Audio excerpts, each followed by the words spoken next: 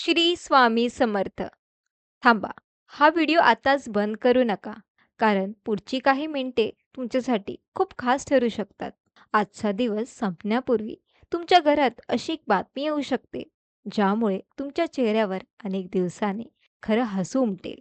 गेल्या काही दिवसापासून तुम्ही एखाद्या फोनची वाट पाहतात का? एखाद्या मेसेजची, पैशांशी संबंधित बातमीची, नोकरी किंवा व्यवसायातील निर्णयांची, घरातील एखाद्या व्यक्तीच्या कामाची किंवा मनापासून मागितलेल्या एखाद्या इच्छेची. जर यापैकी कोणतीही गोष्ट तुमच्या मनात असेल, तर हा संदेश शेवटपर्यंत शांतपणे ऐका. कारण कधीकधी आपण ज्याची अनेक दिवस वाट पाहतो, ती गोष्ट अगदी अचानक आपल्या समोर येते. स्वामी समर्थांच्या चरणी मनापासून प्रार्थना करूया की आज तुमच्या घरातील चिंता दूर होत आणि तुमच्या घरात आनंदाची बातमी येवो. आता काही क्षण डोळे बंद करा, मन शांत करा आणि मनात स्वामी समर्थांचे रूप आठवा. तुमच्या मनातील इच्छा स्वामींच्या चरणी अर्पण करा आणि हा मंत्र श्रद्धेने ऐका. ओम श्री स्वामी समर्थाय शीघ्रानुग्रहाय नमः. ओम श्री स्वामी समर्थाय शीघ्रानुग्रहाय नमः.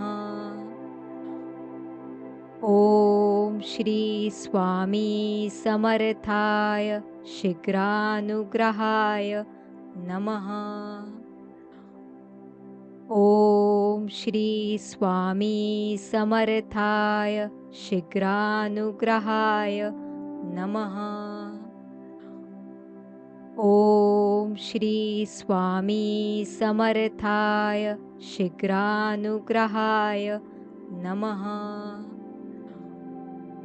ओम श्री स्वामी समर्थाय शीघ्रानुग्रहाय नमः. ओम श्री स्वामी समर्थाय शीघ्रानुग्रहाय नमः. ओम श्री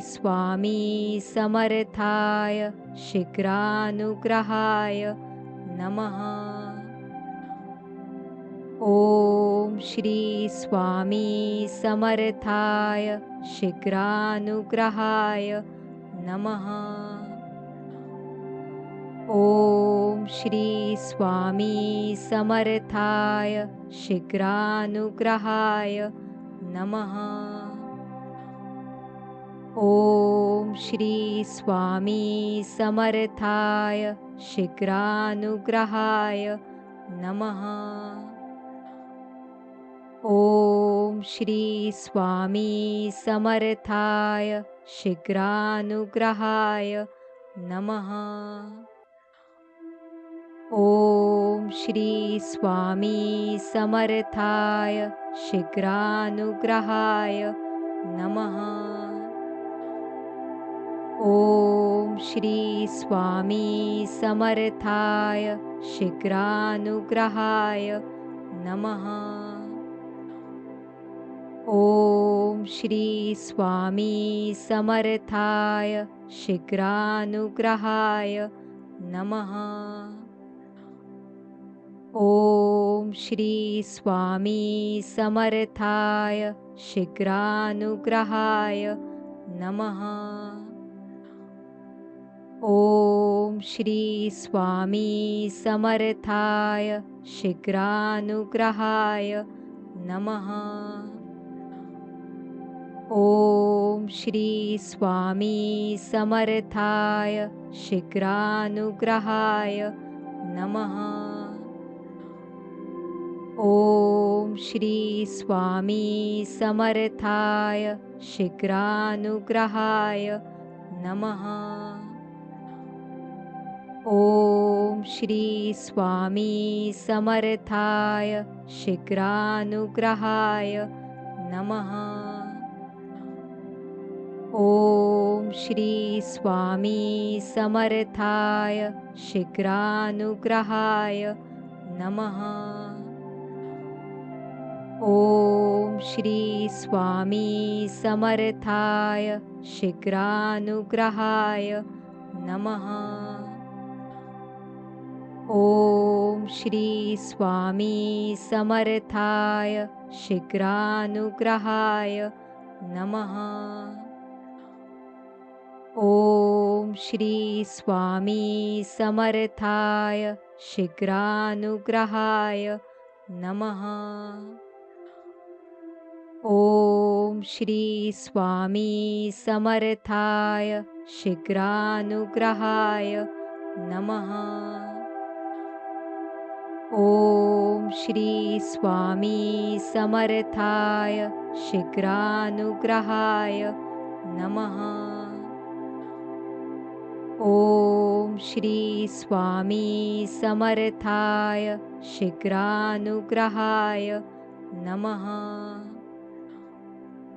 ॐ श्री स्वामी समर्थाय शीघ्रानुग्रहाय नमः।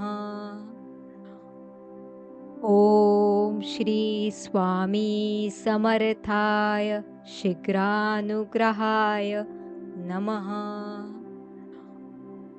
ॐ श्री स्वामी समर्थाय शीघ्रानुग्रहाय नमः। ॐ श्री स्वामी समर्थाय शीघ्रानुग्रहाय नमः। ॐ श्री स्वामी समर्थाय शीघ्रानुग्रहाय नमः। ॐ श्री स्वामी समर्थाय शीघ्रानुग्रहाय नमः। ॐ श्री स्वामी समर्थाय शीघ्रानुग्रहाय नमः। ॐ श्री स्वामी समर्थाय शीघ्रानुग्रहाय नमः। ॐ श्री स्वामी समर्थाय शीघ्रानुग्रहाय नमः। ॐ श्री स्वामी समर्थाय शीघ्रानुग्रहाय नमः।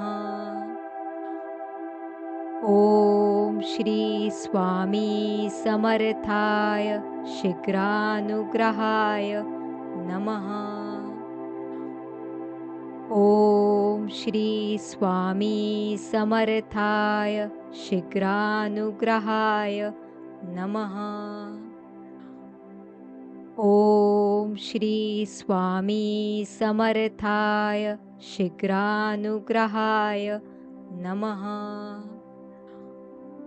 ॐ श्री स्वामी समर्थाय शीघ्रानुग्रहाय नमः। ॐ श्री स्वामी समर्थाय शीघ्रानुग्रहाय नमः। ॐ श्री स्वामी समर्थाय शीघ्रानुग्रहाय नमः। ॐ श्री स्वामी समर्थाय शीघ्रानुग्रहाय नमः। ॐ श्री स्वामी समर्थाय शीघ्रानुग्रहाय नमः। ॐ श्री स्वामी समर्थाय शीघ्रानुग्रहाय नमः। ॐ श्री स्वामी समर्थाय शीघ्रानुग्रहाय नमः। ॐ श्री स्वामी समर्थाय शीघ्रानुग्रहाय नमः। ॐ श्री स्वामी समर्थाय शीघ्रानुग्रहाय नमः। ॐ श्री स्वामी समर्थाय शीघ्रानुग्रहाय नमः। ॐ श्री स्वामी समर्थाय शीघ्रानुग्रहाय नमः। ॐ श्री स्वामी समर्थाय शीघ्रानुग्रहाय नमः। ॐ श्री स्वामी समर्थाय शीघ्रानुग्रहाय नमः। ॐ श्री स्वामी समर्थाय शीघ्रानुग्रहाय नमः। ॐ श्री स्वामी समर्थाय शीघ्रानुग्रहाय नमः। ॐ श्री स्वामी समर्थाय शीघ्रानुग्रहाय नमः। ॐ श्री स्वामी समर्थाय शीघ्रानुग्रहाय नमः। ॐ श्री स्वामी समर्थाय शीघ्रानुग्रहाय नमः। ॐ श्री स्वामी समर्थाय शीघ्रानुग्रहाय नमः। ॐ श्री स्वामी समर्थाय शीघ्रानुग्रहाय नमः। ॐ श्री स्वामी समर्थाय शीघ्रानुग्रहाय नमः। ॐ श्री स्वामी समर्थाय शीघ्रानुग्रहाय नमः। ॐ श्री स्वामी समर्थाय शीघ्रानुग्रहाय नमः। ॐ श्री स्वामी समर्थाय शीघ्रानुग्रहाय नमः। ॐ श्री स्वामी समर्थाय शीघ्रानुग्रहाय नमः। ॐ श्री स्वामी समर्थाय शीघ्रानुग्रहाय नमः। ॐ श्री स्वामी समर्थाय शीघ्रानुग्रहाय नमः। ॐ श्री स्वामी समर्थाय शीघ्रानुग्रहाय नमः। ॐ श्री स्वामी समर्थाय शीघ्रानुग्रहाय नमः। ॐ श्री स्वामी समर्थाय शीघ्रानुग्रहाय नमः। ॐ श्री स्वामी समर्थाय शीघ्रानुग्रहाय नमः। ॐ श्री स्वामी समर्थाय शीघ्रानुग्रहाय नमः। ॐ श्री स्वामी समर्थाय शीघ्रानुग्रहाय नमः।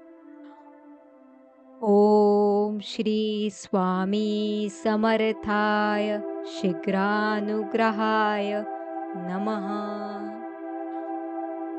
ॐ श्री स्वामी समर्थाय शीघ्रानुग्रहाय नमः। ॐ श्री स्वामी समर्थाय शीघ्रानुग्रहाय नमः। ॐ श्री स्वामी समर्थाय शीघ्रानुग्रहाय नमः। ॐ श्री स्वामी समर्थाय शीघ्रानुग्रहाय नमः। ओम श्री स्वामी समर्थाय शीघ्रानुग्रहाय नमः। ओम श्री स्वामी समर्थाय शीघ्रानुग्रहाय नमः। ओम श्री स्वामी समर्थाय शीघ्रानुग्रहाय नमः। ओम श्री स्वामी समर्थाय शीघ्रानुग्रहाय नमः। ओम श्री स्वामी समर्थाय शीघ्रानुग्रहाय नमः। ओम श्री स्वामी समर्थाय शीघ्रानुग्रहाय नमः। ओम श्री स्वामी समर्थाय शीघ्रानुग्रहाय नमः। ओम श्री स्वामी समर्थाय शीघ्रानुग्रहाय नमः। ओम श्री स्वामी समर्थाय शीघ्रानुग्रहाय नमः। ओम श्री स्वामी समर्थाय शीघ्रानुग्रहाय नमः। ओम श्री स्वामी समर्थाय शीघ्रानुग्रहाय नमः। ओम श्री स्वामी समर्थाय शीघ्रानुग्रहाय नमः। ओम श्री स्वामी समर्थाय शीघ्रानुग्रहाय नमः। ओम श्री स्वामी समर्थाय शीघ्रानुग्रहाय नमः। ओम श्री स्वामी समर्थाय शीघ्रानुग्रहाय नमः। ओम श्री स्वामी समर्थाय शीघ्रानुग्रहाय नमः। ओम श्री स्वामी समर्थाय शीघ्रानुग्रहाय नमः। ओम श्री स्वामी समर्थाय शीघ्रानुग्रहाय नमः। ओम श्री स्वामी समर्थाय शीघ्रानुग्रहाय नमः। ओम श्री स्वामी समर्थाय शीघ्रानुग्रहाय नमः। ओम श्री स्वामी समर्थाय शीघ्रानुग्रहाय नमः। ओम श्री स्वामी समर्थाय शीघ्रानुग्रहाय नमः। ओम श्री स्वामी समर्थाय शीघ्रानुग्रहाय नमः। ओम श्री स्वामी समर्थाय शीघ्रानुग्रहाय नमः। ओम श्री स्वामी समर्थाय शीघ्रानुग्रहाय नमः। ओम श्री स्वामी समर्थाय शीघ्रानुग्रहाय नमः। ओम श्री स्वामी समर्थाय शीघ्रानुग्रहाय नमः।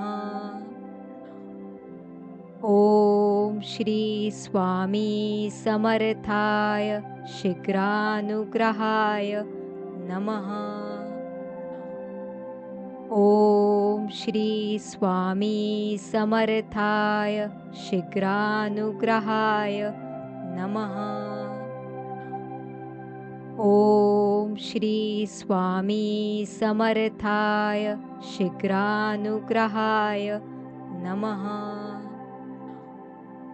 ॐ श्री स्वामी समर्थाय शीघ्रानुग्रहाय नमः। ॐ श्री स्वामी समर्थाय शीघ्रानुग्रहाय नमः।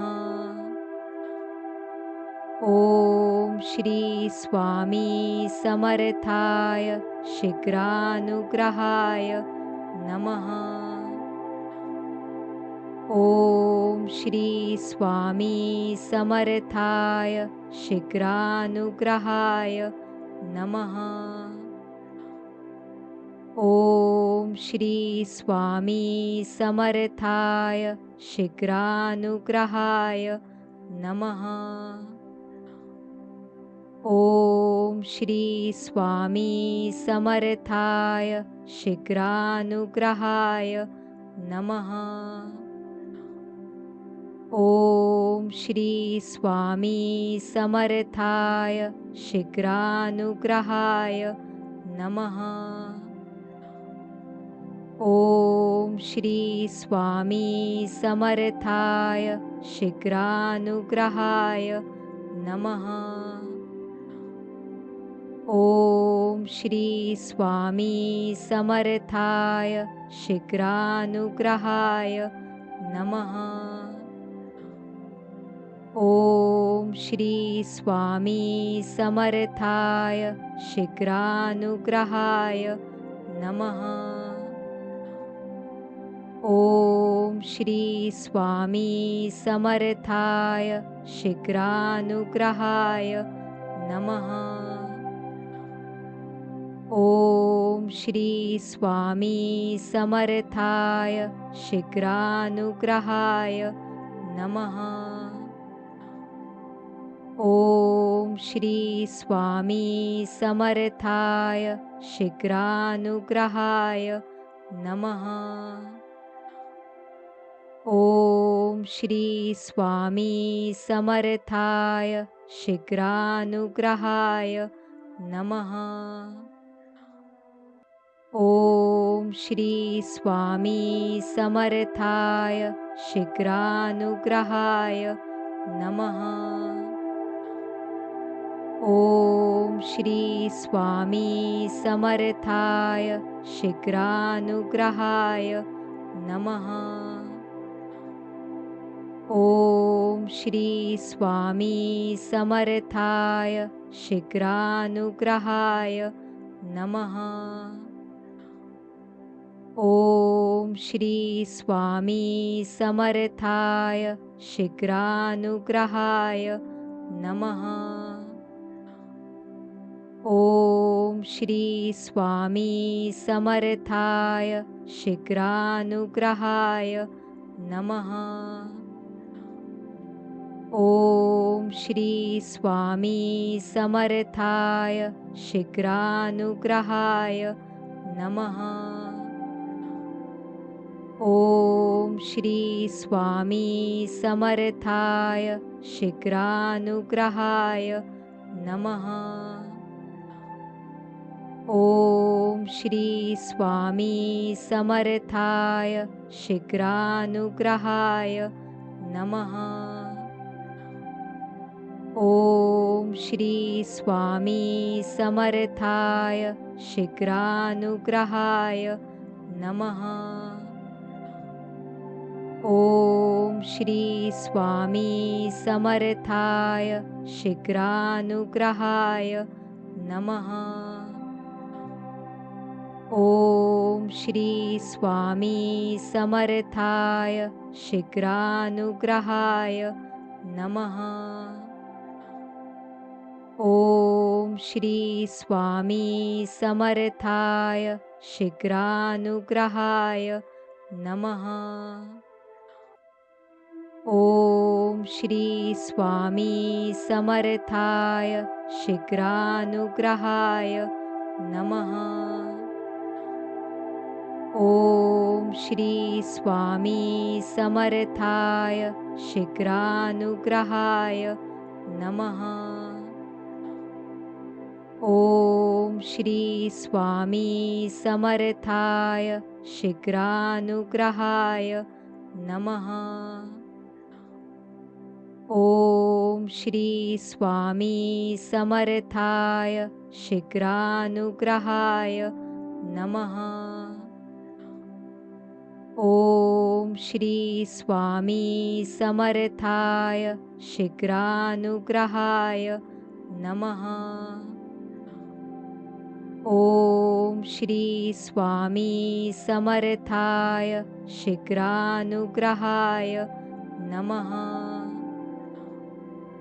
ओम श्री स्वामी समर्थाय शीघ्रानुग्रहाय नमः। ओम श्री स्वामी समर्थाय शीघ्रानुग्रहाय नमः। ओम श्री स्वामी समर्थाय शीघ्रानुग्रहाय नमः।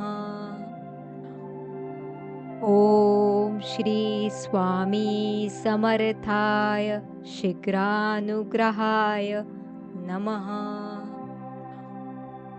ओम श्री स्वामी समर्थाय शीघ्रानुग्रहाय नमः। ओम श्री स्वामी समर्थाय शीघ्रानुग्रहाय नमः। ओम श्री स्वामी समर्थाय शीघ्रानुग्रहाय नमः। ओम श्री स्वामी समर्थाय शीघ्रानुग्रहाय नमः। ओम श्री स्वामी समर्थाय शीघ्रानुग्रहाय नमः। ओम श्री स्वामी समर्थाय शीघ्रानुग्रहाय नमः। ओम श्री स्वामी समर्थाय शीघ्रानुग्रहाय नमः। ओम श्री स्वामी समर्थाय शीघ्रानुग्रहाय नमः। ओम श्री स्वामी समर्थाय शीघ्रानुग्रहाय नमः। ओम श्री स्वामी समर्थाय शीघ्रानुग्रहाय नमः। ओम श्री स्वामी समर्थाय शीघ्रानुग्रहाय नमः। ओम श्री स्वामी समर्थाय शीघ्रानुग्रहाय नमः। ओम श्री स्वामी समर्थाय शीघ्रानुग्रहाय नमः। ओम श्री स्वामी समर्थाय शीघ्रानुग्रहाय नमः। ओम श्री स्वामी समर्थाय शीघ्रानुग्रहाय नमः। ओम श्री स्वामी समर्थाय शीघ्रानुग्रहाय नमः। ओम श्री स्वामी समर्थाय शीघ्रानुग्रहाय नमः। ओम श्री स्वामी समर्थाय शीघ्रानुग्रहाय नमः। ओम श्री स्वामी समर्थाय शीघ्रानुग्रहाय नमः। ओम श्री स्वामी समर्थाय शीघ्रानुग्रहाय नमः। ओम श्री स्वामी समर्थाय शीघ्रानुग्रहाय नमः। ओम श्री स्वामी समर्थाय शीघ्रानुग्रहाय नमः। ओम श्री स्वामी समर्थाय शीघ्रानुग्रहाय नमः। ओम श्री स्वामी समर्थाय शीघ्रानुग्रहाय नमः। ओम श्री स्वामी समर्थाय शीघ्रानुग्रहाय नमः। ओम श्री स्वामी समर्थाय शीघ्रानुग्रहाय नमः। ओम श्री स्वामी समर्थाय शीघ्रानुग्रहाय नमः। ओम श्री स्वामी समर्थाय शीघ्रानुग्रहाय नमः। ओम श्री स्वामी समर्थाय शीघ्रानुग्रहाय नमः। ओम श्री स्वामी समर्थाय शीघ्रानुग्रहाय नमः। ओम श्री स्वामी समर्थाय शीघ्रानुग्रहाय नमः। ओम श्री स्वामी समर्थाय शीघ्रानुग्रहाय नमः। ओम श्री स्वामी समर्थाय शीघ्रानुग्रहाय नमः। ओम श्री स्वामी समर्थाय शीघ्रानुग्रहाय नमः। ओम श्री स्वामी समर्थाय शीघ्रानुग्रहाय नमः। ओम श्री स्वामी समर्थाय शीघ्रानुग्रहाय नमः। ओम श्री स्वामी समर्थाय शीघ्रानुग्रहाय नमः। ओम श्री स्वामी समर्थाय शीघ्रानुग्रहाय नमः। ओम श्री स्वामी समर्थाय शीघ्रानुग्रहाय नमः। ओम श्री स्वामी समर्थाय शीघ्रानुग्रहाय नमः। ओम श्री स्वामी समर्थाय शीघ्रानुग्रहाय नमः। ओम श्री स्वामी समर्थाय शीघ्रानुग्रहाय नमः। ओम श्री स्वामी समर्थाय शीघ्रानुग्रहाय नमः। ओम श्री स्वामी समर्थाय शीघ्रानुग्रहाय नमः। ओम श्री स्वामी समर्थाय शीघ्रानुग्रहाय नमः। ओम श्री स्वामी समर्थाय शीघ्रानुग्रहाय नमः। ओम श्री स्वामी समर्थाय शीघ्रानुग्रहाय नमः। ओम श्री स्वामी समर्थाय शीघ्रानुग्रहाय नमः। ओम श्री स्वामी समर्थाय शीघ्रानुग्रहाय नमः।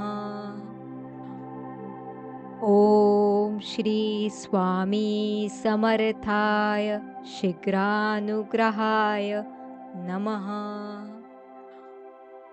ओम श्री स्वामी समर्थाय शीघ्रानुग्रहाय नमः। ओम श्री स्वामी समर्थाय शीघ्रानुग्रहाय नमः। ओम श्री स्वामी समर्थाय शीघ्रानुग्रहाय नमः। ओम श्री स्वामी समर्थाय शीघ्रानुग्रहाय नमः। ओम श्री स्वामी समर्थाय शीघ्रानुग्रहाय नमः। ओम श्री स्वामी समर्थाय शीघ्रानुग्रहाय नमः। ओम श्री स्वामी समर्थाय शीघ्रानुग्रहाय नमः। ओम श्री स्वामी समर्थाय शीघ्रानुग्रहाय नमः। ओम श्री स्वामी समर्थाय शीघ्रानुग्रहाय नमः। ओम श्री स्वामी समर्थाय शीघ्रानुग्रहाय नमः। ओम श्री स्वामी समर्थाय शीघ्रानुग्रहाय नमः। ओम श्री स्वामी समर्थाय शीघ्रानुग्रहाय नमः। ओम श्री स्वामी समर्थाय शीघ्रानुग्रहाय नमः। ओम श्री स्वामी समर्थाय शीघ्रानुग्रहाय नमः। ओम श्री स्वामी समर्थाय शीघ्रानुग्रहाय नमः। ओम श्री स्वामी समर्थाय शीघ्रानुग्रहाय नमः। ओम श्री स्वामी समर्थाय शीघ्रानुग्रहाय नमः। ओम श्री स्वामी समर्थाय शीघ्रानुग्रहाय नमः। ओम श्री स्वामी समर्थाय शीघ्रानुग्रहाय नमः। ओम श्री स्वामी समर्थाय शीघ्रानुग्रहाय नमः।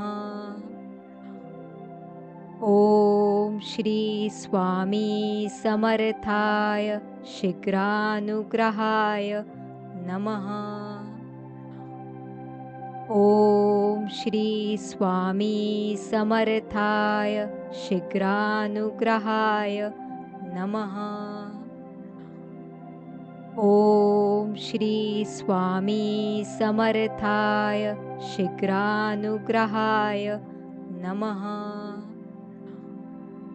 ओम श्री स्वामी समर्थाय शीघ्रानुग्रहाय नमः।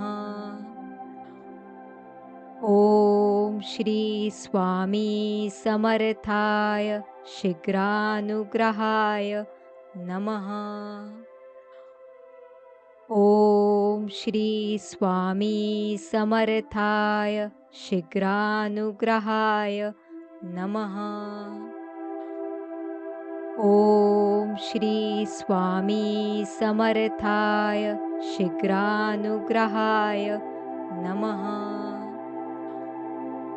ॐ श्री स्वामी समर्थाय शीघ्रानुग्रहाय नमः।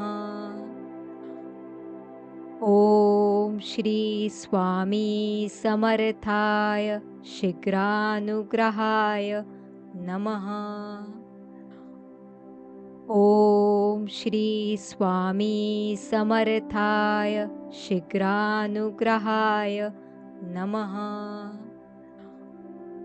ॐ श्री स्वामी समर्थाय शीघ्रानुग्रहाय नमः। ॐ श्री स्वामी समर्थाय शीघ्रानुग्रहाय नमः। ॐ श्री स्वामी समर्थाय शीघ्रानुग्रहाय नमः। ॐ श्री स्वामी समर्थाय शीघ्रानुग्रहाय नमः। ॐ श्री स्वामी समर्थाय शीघ्रानुग्रहाय नमः। ॐ श्री स्वामी समर्थाय शीघ्रानुग्रहाय नमः। ॐ श्री स्वामी समर्थाय शीघ्रानुग्रहाय नमः। ॐ श्री स्वामी समर्थाय शीघ्रानुग्रहाय नमः।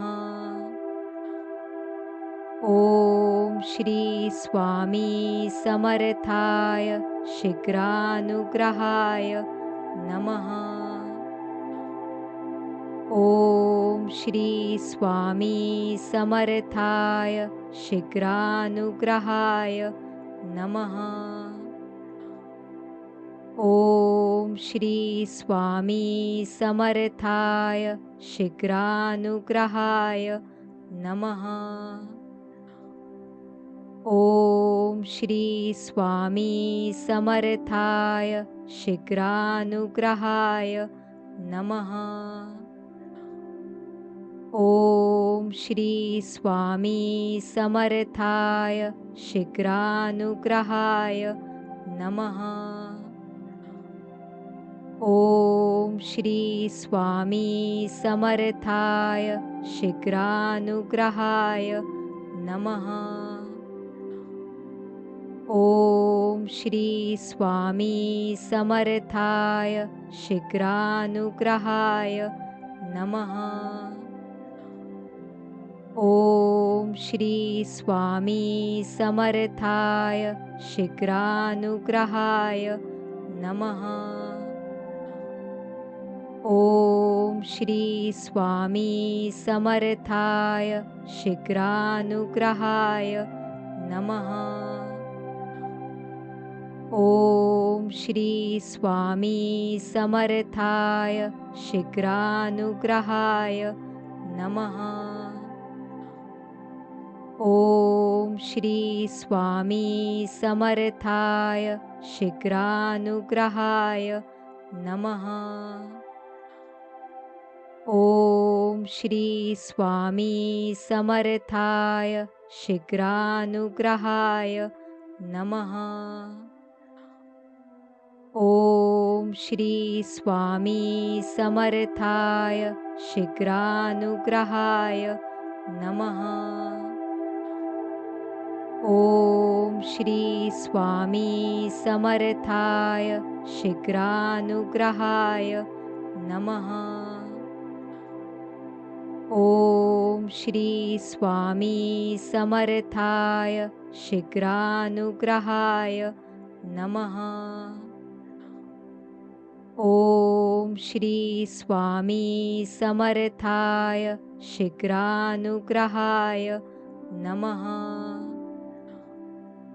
ओम श्री स्वामी समर्थाय शीघ्रानुग्रहाय नमः।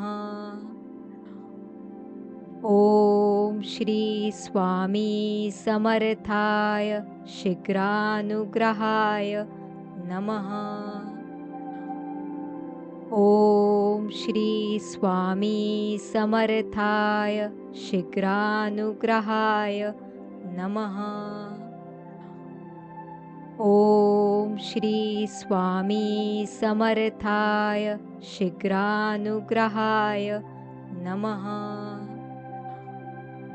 ओम श्री स्वामी समर्थाय शीघ्रानुग्रहाय नमः।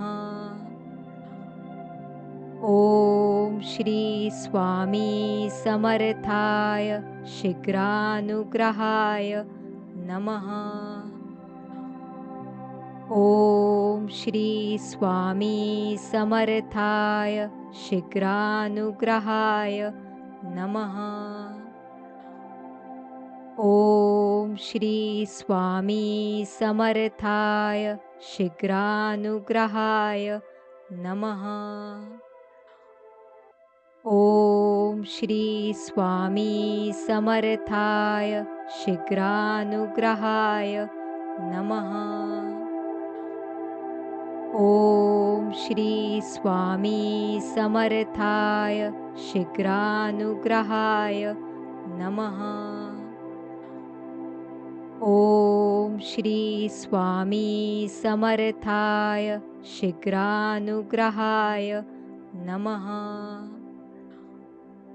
ओम श्री स्वामी समर्थाय शीघ्रानुग्रहाय नमः।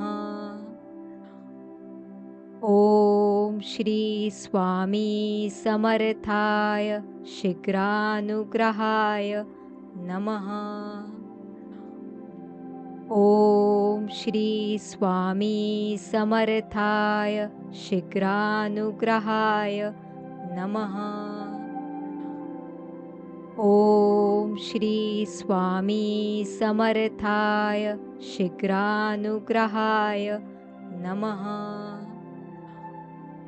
ओम श्री स्वामी समर्थाय शीघ्रानुग्रहाय नमः। ओम श्री स्वामी समर्थाय शीघ्रानुग्रहाय नमः।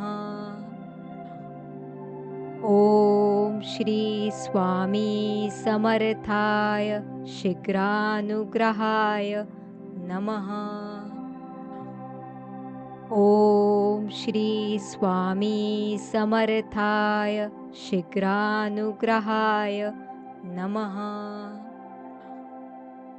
ओम श्री स्वामी समर्थाय शीघ्रानुग्रहाय नमः।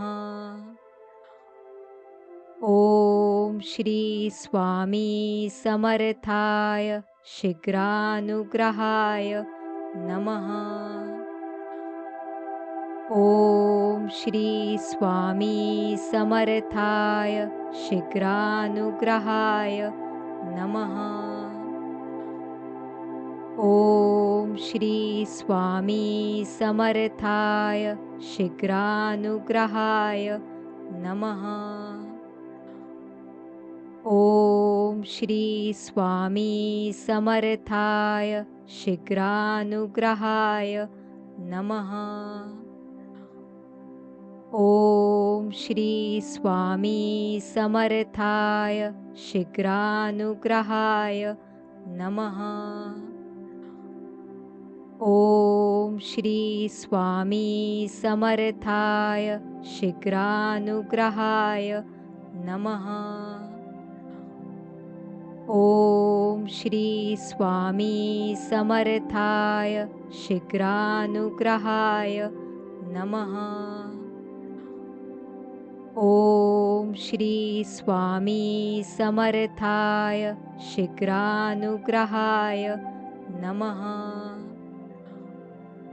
ओम श्री स्वामी समर्थाय शीघ्रानुग्रहाय नमः। ओम श्री स्वामी समर्थाय शीघ्रानुग्रहाय नमः। ओम श्री स्वामी समर्थाय शीघ्रानुग्रहाय नमः। ओम श्री स्वामी समर्थाय शीघ्रानुग्रहाय नमः। ओम श्री स्वामी समर्थाय शीघ्रानुग्रहाय नमः। ओम श्री स्वामी समर्थाय शीघ्रानुग्रहाय नमः। ओम श्री स्वामी समर्थाय शीघ्रानुग्रहाय नमः। ओम श्री स्वामी समर्थाय शीघ्रानुग्रहाय नमः। ओम श्री स्वामी समर्थाय शीघ्रानुग्रहाय नमः। ओम श्री स्वामी समर्थाय शीघ्रानुग्रहाय नमः। ओम श्री स्वामी समर्थाय शीघ्रानुग्रहाय नमः। ओम श्री स्वामी समर्थाय शीघ्रानुग्रहाय नमः। ओम श्री स्वामी समर्थाय शीघ्रानुग्रहाय नमः। ओम श्री स्वामी समर्थाय शीघ्रानुग्रहाय नमः। ओम श्री स्वामी समर्थाय शीघ्रानुग्रहाय नमः। ओम श्री स्वामी समर्थाय शीघ्रानुग्रहाय नमः। ओम श्री स्वामी समर्थाय शीघ्रानुग्रहाय नमः। ओम श्री स्वामी समर्थाय शीघ्रानुग्रहाय नमः। ओम श्री स्वामी समर्थाय शीघ्रानुग्रहाय नमः। ओम श्री स्वामी समर्थाय शीघ्रानुग्रहाय नमः। ओम श्री स्वामी समर्थाय शीघ्रानुग्रहाय नमः। ओम श्री स्वामी समर्थाय शीघ्रानुग्रहाय नमः। ओम श्री स्वामी समर्थाय शीघ्रानुग्रहाय नमः।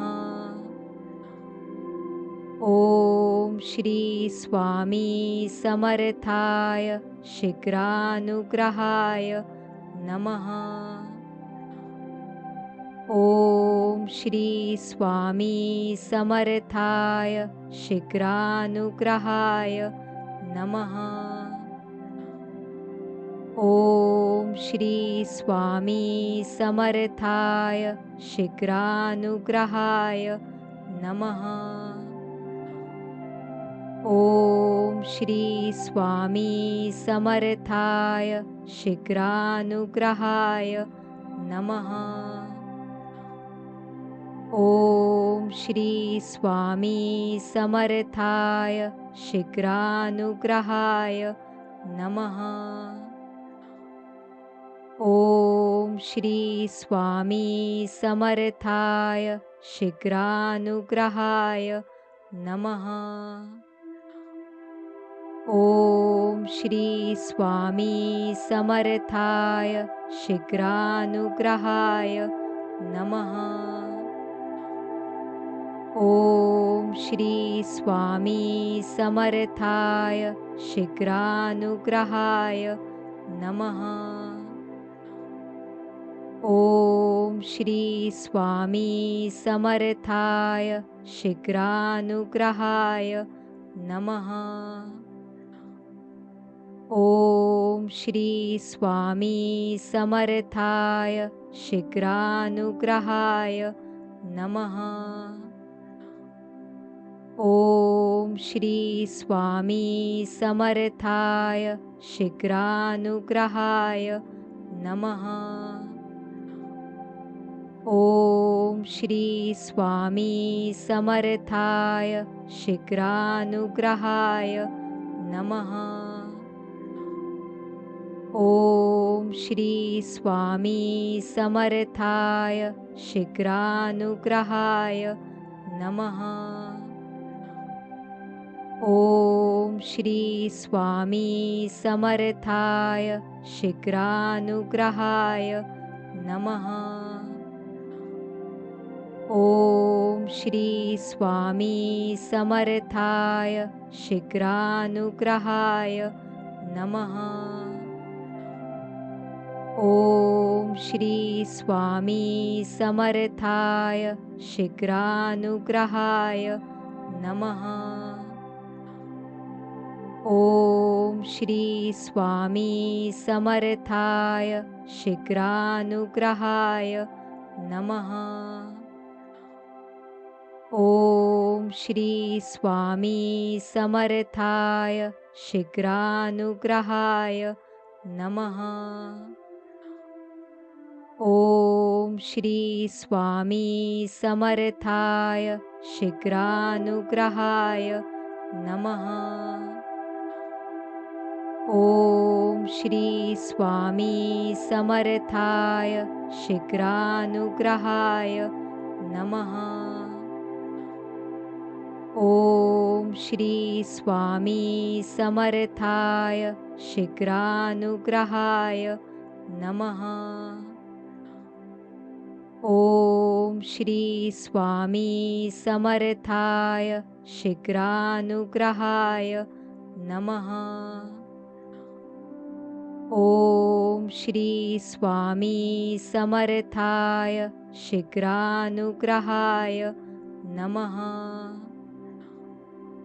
ओम श्री स्वामी समर्थाय शीघ्रानुग्रहाय नमः।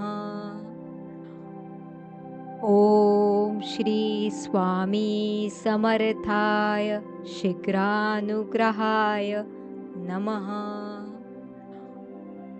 ओम श्री स्वामी समर्थाय शीघ्रानुग्रहाय नमः। ओम श्री स्वामी समर्थाय शीघ्रानुग्रहाय नमः। ओम श्री स्वामी समर्थाय शीघ्रानुग्रहाय नमः। ओम श्री स्वामी समर्थाय शीघ्रानुग्रहाय नमः। ओम श्री स्वामी समर्थाय शीघ्रानुग्रहाय नमः। ओम श्री स्वामी समर्थाय शीघ्रानुग्रहाय नमः। ओम श्री स्वामी समर्थाय शीघ्रानुग्रहाय नमः। ओम श्री स्वामी समर्थाय शीघ्रानुग्रहाय नमः। ओम श्री स्वामी समर्थाय शीघ्रानुग्रहाय नमः। ओम ओम श्री स्वामी समर्थाय शीघ्रानुग्रहाय नमः. ओम श्री स्वामी समर्थाय शीघ्रानुग्रहाय नमः. ओम श्री स्वामी समर्थाय शीघ्रानुग्रहाय नमः. व्हिडिओ आवडला असेल तर लाईक करा, आपल्या मित्रांपर्यंत हा व्हिडिओ नक्की शेअर करा आणि अशाच मंत्रांसाठी आपल्या या मराठी मंत्र चॅनलला सबस्क्राईब करून बेल नोटिफिकेशन ऑन करा.